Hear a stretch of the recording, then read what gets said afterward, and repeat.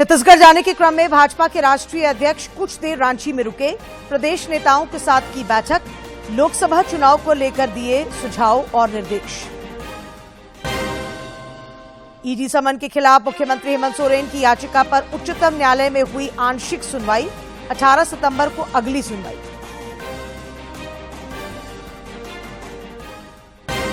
रांची में पुलिस महानिदेशक की अध्यक्षता में पूर्वी क्षेत्रीय पुलिस समन्वय समिति की हुई बैठक। संगठित अपराध और नक्सल उन्मूलन अभियान के एक्शन प्लान पर हुई चर्चा। और कोडरमा थर्मल पावर प्लांट ने नवीकरणीय ऊर्जा के क्षेत्र में उठाया बड़ा कदम। केंद्रीय विद्युत प्राधिकरण के अध्यक्ष ने 2 megawatt ground mounted solar plant का किया उद्घाटन।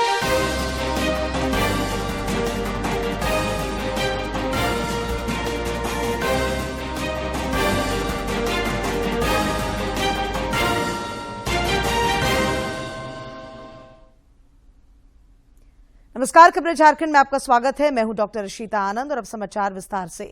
छत्तीसगढ़ जाने के क्रम में भारतीय जनता पार्टी के राष्ट्रीय अध्यक्ष जेपी नड्डा आज कुछ देर रांची में रुके। बिरसा मुंडा हवाई अड्डे पर उनसे प्रदेश भाजपा के कई नेताओं ने मुलाकात की। भाजपा के राष्ट्रीय अध्यक्ष जेपी नड्डा के संक्षिप्त रांची प्रवास के दौरान बिरसा मुंडा एयरपोर्ट पहुंचकर भाजपा के प्रदेश अध्यक्ष बाबूलाल मरांडी, सांसद संजय सेठ, बीटी राम, राज्यसभा सदस्य आदित्य साहू, दीपक प्रकाश और रघुवर दास ने उनके साथ बैठक कर आगामी लोकसभा चुनाव के मद्देनजर रणनीति पर चर्चा की। श्री नड्डा ने प्रदेश नेतृत्व को संगठन विस्तार, मजबूती और चुनाव जीतने के मंत्र दिए। बाद में पत्रकारों से बातचीत करते हुए श्री मरांडी ने राष्ट्रीय अध्यक्ष के साथ मुलाकात की जानकारी साझा की। जो उन्होंने दिशा निर्देश दिया तो आज आप लोगों को नहीं बता सकते हैं, तो उसको तो आप लोग कार्य रूप में देखेंगे कि हम सब लोग काम कर रहे हैं और बाकी वो फिर उधर से कार्यक्रम करके लौटेंगे तो फिर हम सब लोग आएंगे और फिर हम लोग उनको सी ऑफ करेंगे। इस मौके पर भाजपा के पूर्व प्रदेश अध्यक्ष सह राज्यसभा सांसद दीपक प्रकाश ने बताया कि राष्ट्रीय अध्यक्ष श्री नड्डा से बातचीत में राज्य और राष्ट्रीय राजनीति के परिप्रेक्ष्य में चर्चा हुई और हम सब लोग सौभाग्यशाली हैं। उनको झारखंड से पुराने रिश्ते हैं, नाते हैं और हम लोग उनको जब झारखंड आते हैं तो हम लोग आत्मविभोर हो जाते हैं। बैठे आपस में हम लोग राजनीतिक चर्चा किए, झारखंड की राजनीतिक परिस्थितियों पर चर्चा हुई और आगे के लिए आगे हम सब लोगों के रोड मैप क्या होगा इस पर भी विचार विमर्श हुआ। श्री नड्डा का एयरपोर्ट पर भाजपा नेताओं और कार्यकर्ताओं ने गर्मजोशी से स्वागत किया। रांची से अवधेश गौतम की रिपोर्ट। सनातन और भारतीय संस्कृति की अवहेलना के मुद्दे पर इंडिया गठबंधन के कई दलों की देश भर में आलोचना हो रही है। केंद्रीय मंत्री गिरिराज सिंह ने बिहार के शिक्षा मंत्री चंद्रशेखर यादव के रामचरितमानस के संबंध में अमर्यादित बयान की कड़े शब्दों में निंदा की है। तय कर लिया, एजेंडा बना लिया कि सनातन हिंदुओं को समाप्त करना है। ये ठेका पहले स्टालिन के कुनमा को दिया गया, अब लालू यादव और नीतीश कुमार कैसे पीछा होते।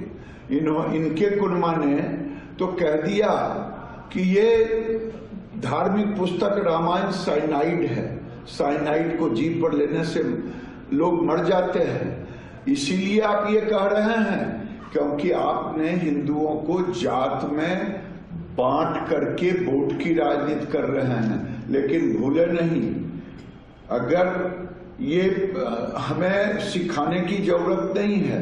हिंदू जग चुके हैं, एक एक पाई का हिसाब लेंगे। पहले स्टालिन ने शुरू किया खत्म करने का, अब लालू यादव, नीतीश कुमार ने किया। इधर रांची सांसद संजय सेठ ने आज एक प्रेस वार्ता आयोजित कर राज्य सरकार द्वारा नवगठित धार्मिक न्यास बोर्ड के राजनीतिकरण का आरोप लगाया। उन्होंने कहा कि राजनीतिक पूर्वाग्रह से ग्रसित होकर धार्मिक न्यास बोर्ड का गठन किया गया है।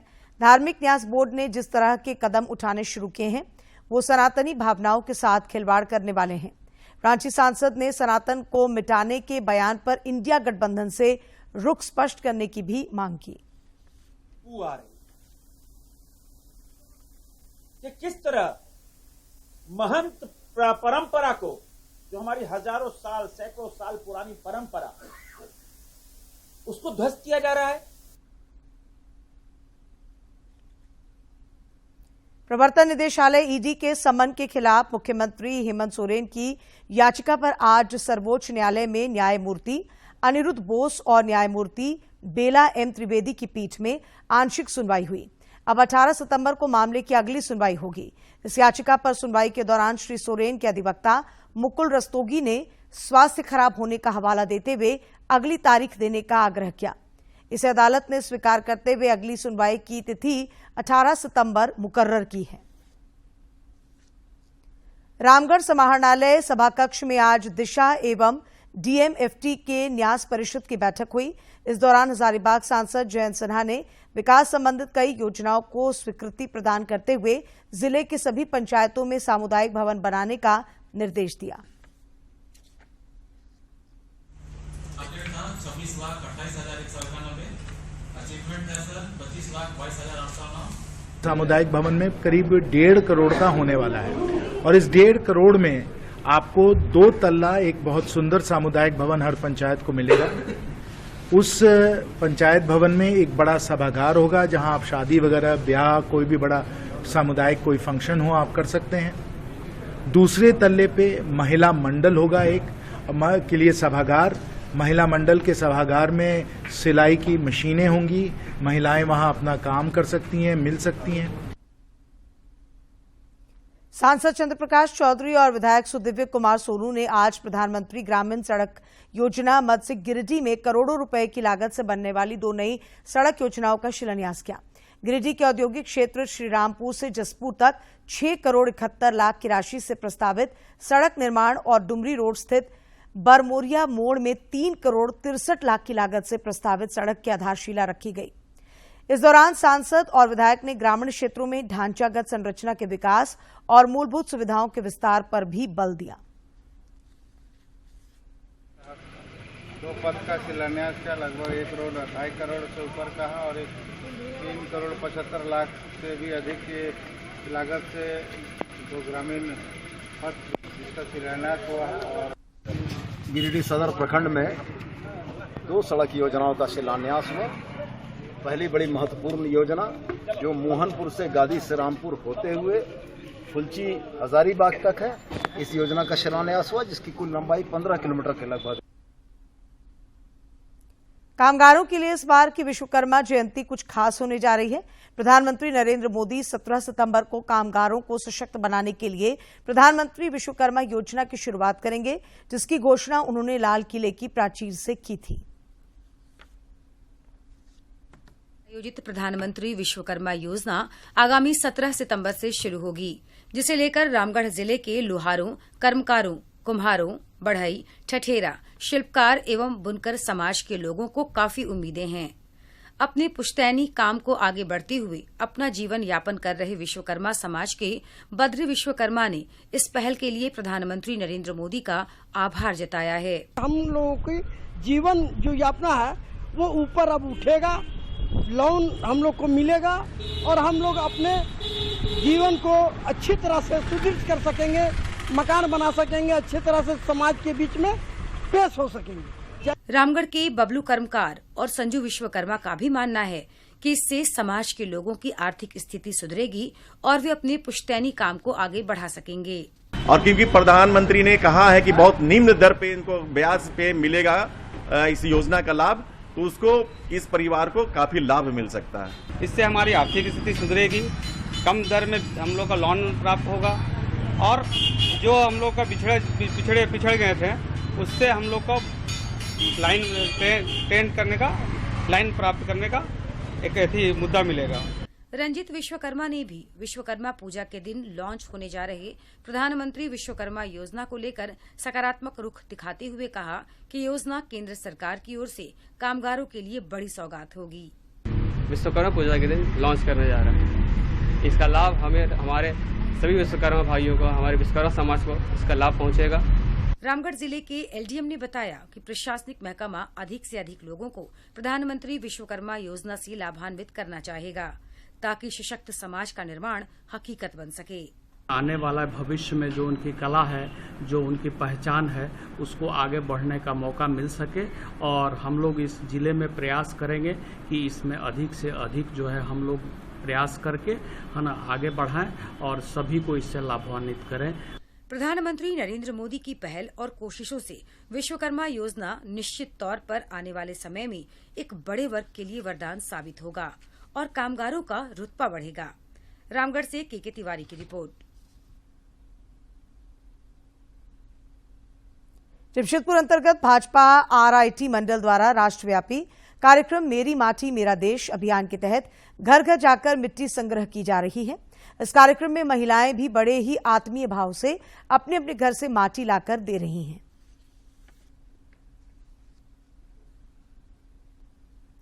विराम के बाद आपका एक बार फिर स्वागत है।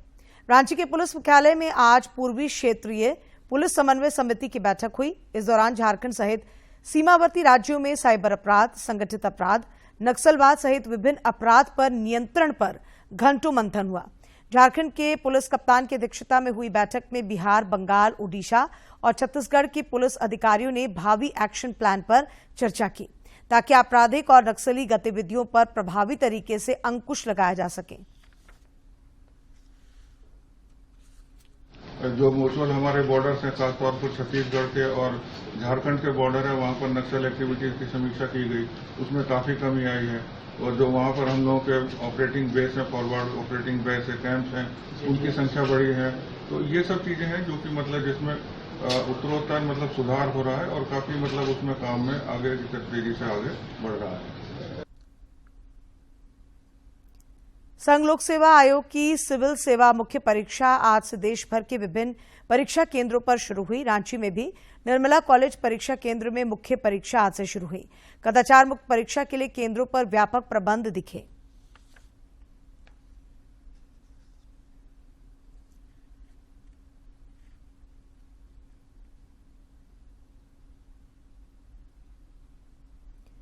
देश भर में खादी की लोकप्रियता नई ऊंचाइयों को छू रही है।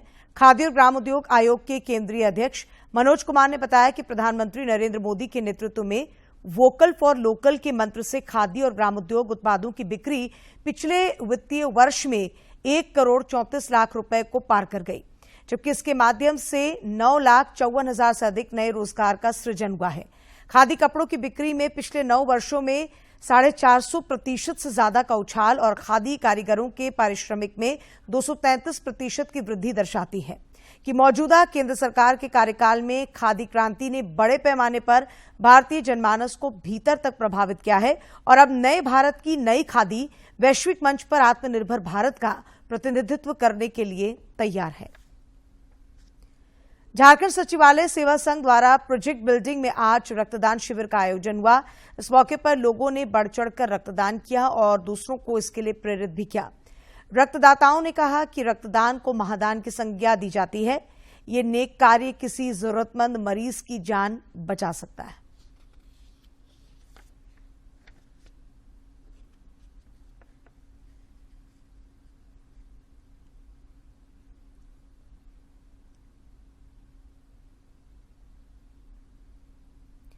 उधर एक संस्था द्वारा सदर अस्पताल बोकारो के सहयोग से रक्तदान शिविर का आयोजन किया गया। इस अवसर पर बतौर मुख्य अतिथि जिला जनसंपर्क पदाधिकारी राहुल कुमार भारती ने कहा कि रक्तदान महादान है, क्योंकि एक व्यक्ति के रक्तदान करने से किसी की जान बच सकती है।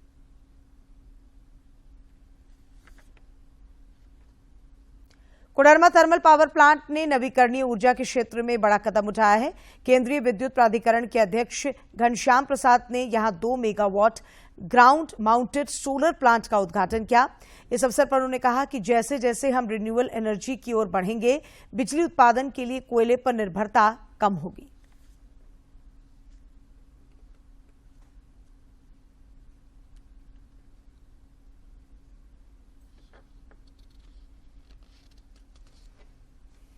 गीगावाट तक जाएंगे इसमें रिन्यूएबल्स में। उसमें सोलर की कंट्रीब्यूशन करीब 290 गीगावाट होगा, जो कि आज के हिसाब से ऑलमोस्ट 4 टाइम्स हो जाएगा। तो जितना यूनिट ये जनरेट करेगा उतना हम कोयला कम जलाएंगे और इसीलिए हमको उतनी की कोयले की रिक्वायरमेंट कम होगी दिन में। तो उस हिसाब से हमारा एक तो कोयले की निर्भरता कम हो जाएगी, प्लस उसका जितना CO2 इमिशन हम बचा सकेंगे वो बचा लेंगे। बोकारो जिले का कोरा गांव आज स्वास्थ्य सुविधा, बिजली और पानी जैसी बुनियादी सुविधाओं से वंचित है। पेश है जमीनी हकीकत पर आधारित ये खास रिपोर्ट। ये है झारखंड के बोकारो जिले का कुर्रा गांव। नाम आपने सुना होगा, अगर नहीं सुना तो हम आपको बताते हैं। कुर्रा बोकारो जिले का पहला डिजिटल गांव है जहां राज्य सरकार ने गांव में तमाम सुविधाएं एक ही छत के नीचे देने का वायदा किया था। जोर शोर से उसका प्रसारण भी हुआ, राज्य के अखबारों में बड़ी बड़ी हेडिंग भी छपी। लेकिन गांव की क्या हालत है ये खुद गांव के लोगों से ही सुनिए। यहाँ डिजिटल के नाम में पूरा डिजिटल शब्द का मतलब डी शब्द का भी इस पूरा पंचायत में कुछ नहीं है। मेन रोड जो बनना चाहिए वो भी नहीं बना है। हॉस्पिटल में अभी तक कोई सुविधा नहीं है। और जो डिजिटल गांव का जो यहाँ हर चीज का सुविधा होना चाहिए पब्लिक को पंचायत भवन में, वो नहीं हुआ। शुरुआत में कुछ सुविधाएं गांव में दी गईं, लेकिन आज सरकारी उदासीनता के कारण सब ठप पड़ी हुई हैं। गांव में वाईफाई देने की बात भी राज्य सरकार ने की, लेकिन डिजिटल के नाम पर डी तक यहाँ नहीं है। लोगों का कहना है कि इसके लिए जिलाधिकारी से लेकर जिले के हर छोटे बड़े अफसर से गुहार लगाई गई, लेकिन उनके कानों पर जूं तक नहीं रहेंगी। आज होगा कल होगा ये कहकर लोगों को चक्कर प्रशासन लगवा रहा है। यहाँ देखा तो डॉक्टर आता है हफ्ता में एक दिन, तो नहीं आता है चले जाता तुरंत। हम तो वंचित रखा गया है गाँव को, खाली नाम दिया है कि डिजिटल गाँव है बोल के, लेकिन कुछ सुविधा नहीं है गाँव में। आज इस गांव में ना तो पीने के पानी की कोई बेहतर व्यवस्था है। गांव की महिलाएं पास के गांव से पानी भर कर लाती हैं, क्योंकि गांव में हैंडपंप खराब है। ग्राम पंचायत भवन में लगी सोलर प्लेट खराब है, जिसके कारण पानी नहीं आता। स्कूल में शिक्षक नदारद रहते हैं। स्वास्थ्य विभाग भी भगवान भरोसे है और सरकार ने भी कुर्रा गांव को छोड़ दिया है भगवान भरोसे ही। झारखंड के कुर्रा गांव को डिजिटल गांव घोषित किया था। मोदी सरकार का ये उद्देश्य था कि यहाँ के गांव के लोग तमाम सुविधाओं को गांव में ही प्राप्त कर सकें, चाहे बैंक की सुविधा हो, वाईफाई की सुविधा हो, और उसके लिए बाकायदा फंड भी दिया गया था। लेकिन राज्य सरकार और प्रशासन की लापरवाही का नतीजा है कि आज कुर्रा गांव तमाम तरह की सुविधाओं से वंचित है। नीरज सिंह, DD न्यूज, कुर्रा गांव, झारखंड।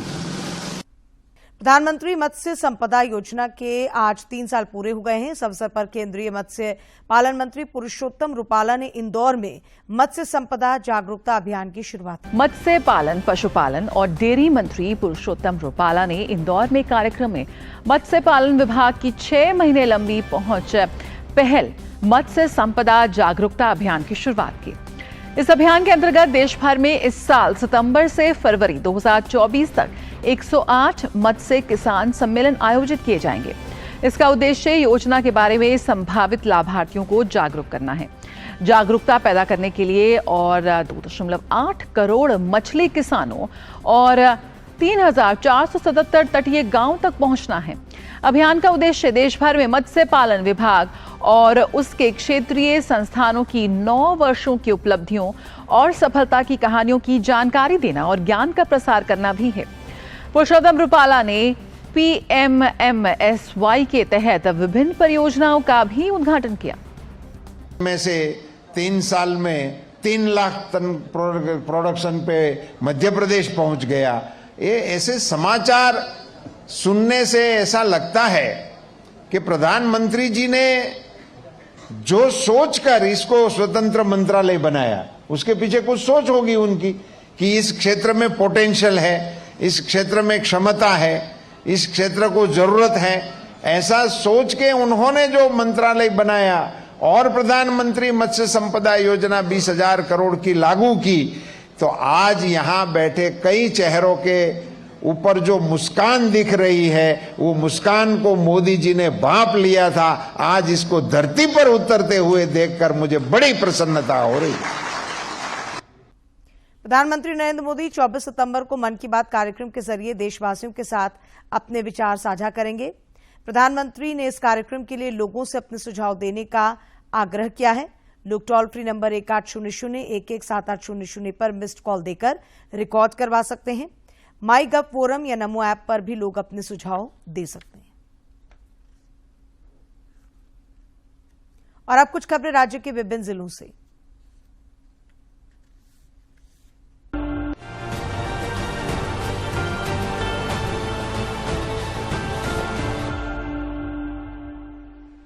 पलामू जिले में लाभुकों की शिकायत पर पाटन बीडीओ मनोज तिवारी, एमओ सखीचंद दास तथा जिला परिषद सदस्य संग्राम सिंह ने पीडीएस विक्रेता श्री देवी स्वयं सहायता समूह महिला की दुकान की जांच की।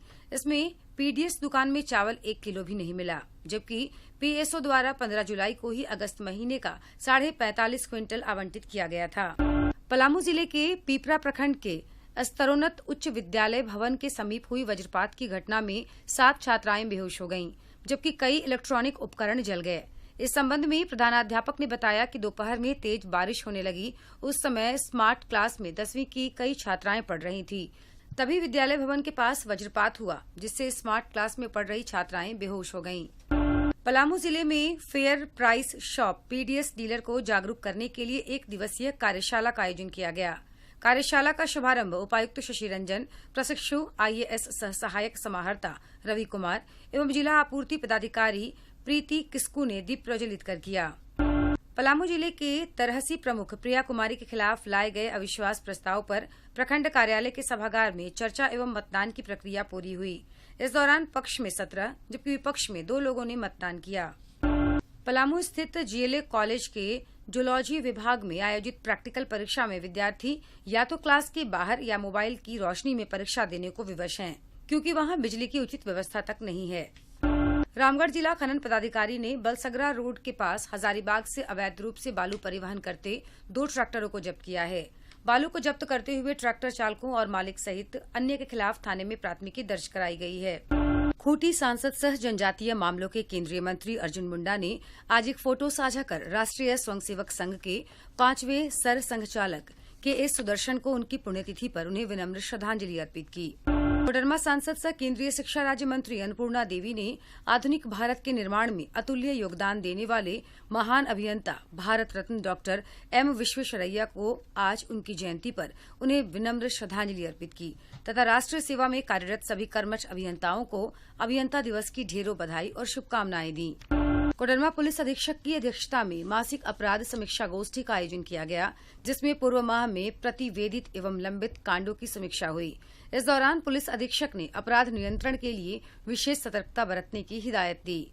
अपराध नियंत्रण के लिए रांची में पुलिस ने अरगोड़ा थाना अंतर्गत एक घर में छापेमारी की, जिसमें नशीले पदार्थ, कफ सिरप, टैबलेट एवं इंजेक्शन बरामद हुए। इस क्रम में एक महिला को गिरफ्तार किया गया। भाजपा प्रदेश अध्यक्ष बाबूलाल मरांडी की संकल्प यात्रा की तैयारी के सिलसिले में रांची सांसद संजय सेठ की मौजूदगी में एक बैठक हुई। रांची महानगर भाजपा की इस बैठक में रांची विधानसभा क्षेत्र की संकल्प यात्रा की तैयारी को लेकर चर्चा हुई। पश्चिमी सिंहभूम जिला कृषि कार्यालय में अनुमंडल कृषि पदाधिकारी की अध्यक्षता में बैठक आयोजित हुई। इस दौरान कृषि विकास और किसान कल्याण से जुड़ी योजनाओं के बारे में चर्चा हुई। सांसद गीता कोड़ा ने सिंह पोखरिया में बलंडिया सड़क की जर्जर स्थिति को लेकर सड़क निर्माण विभाग के कार्यपालक अभियंता से मुलाकात की और जनहित में सड़क पुनर्निर्माण संबंधी मांग पत्र सौंपा।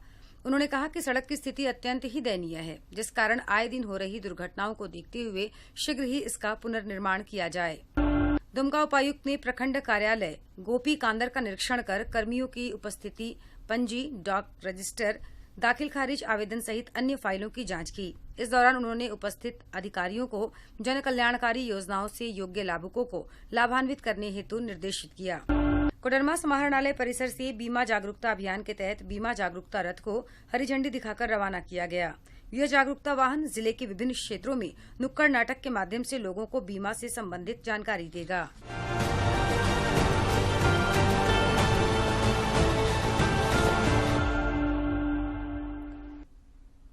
और अब बात मौसम की। राज्य में पिछले 24 घंटों के दौरान मानसून सक्रिय रहा और कई स्थानों पर हल्के से मध्यम दर्जे की बारिश हुई। इस अवधि में कुछ क्षेत्रों में भारी वर्षापात भी हुआ। खूंटी में सर्वाधिक 56 मिलीमीटर बारिश हुई। मौसम विज्ञान केंद्र रांची के वैज्ञानिकों के मुताबिक यही हालात आगामी 21 सितंबर तक बने रह सकते हैं। आज राज्य के पश्चिमी भागों में कहीं कहीं भारी बारिश के आसार हैं, जिसके लिए येलो अलर्ट जारी किया गया है। कल भी राज्य के कुछ इलाकों में आंधी और वज्रपात की चेतावनी जारी की गई है। मौसम विज्ञान केंद्र रांची के आंकड़ों के अनुसार 1 जून से 15 सितंबर के बीच राज्य में 33% कम मानसूनी बारिश हुई है। और अंत में मुख्य समाचार एक बार फिर।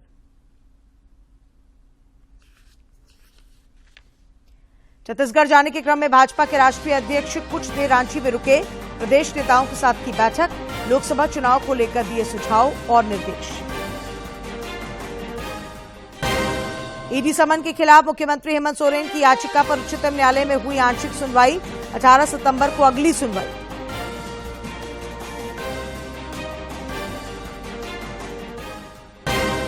रांची में पुलिस महानिदेशक की अध्यक्षता में पूर्वी क्षेत्रीय पुलिस समन्वय समिति की हुई बैठक। संगठित अपराध और नक्सल उन्मूलन अभियान के एक्शन प्लान पर हुई चर्चा। और कोडरमा थर्मल पावर प्लांट ने नवीकरणीय ऊर्जा के क्षेत्र में उठाया बड़ा कदम। केंद्रीय विद्युत प्राधिकरण के अध्यक्ष ने 2 मेगावाट ग्राउंड माउंट